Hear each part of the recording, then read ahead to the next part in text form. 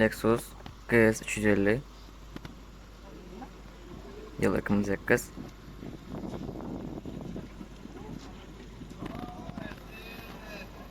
3,5'lık motor.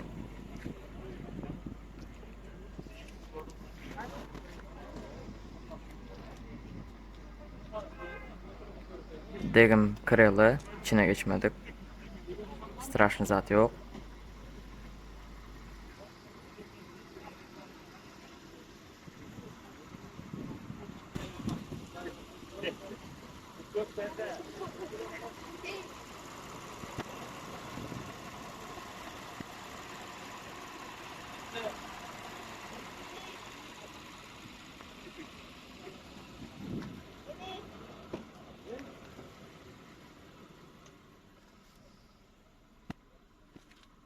Salon, koja, mebelni,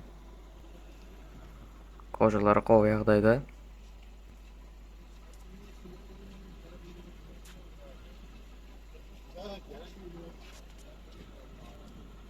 Probek 201 000.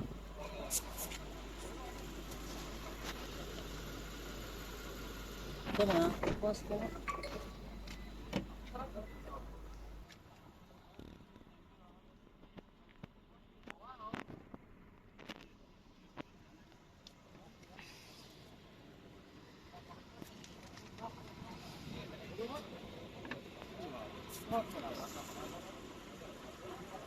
Vatan nerede?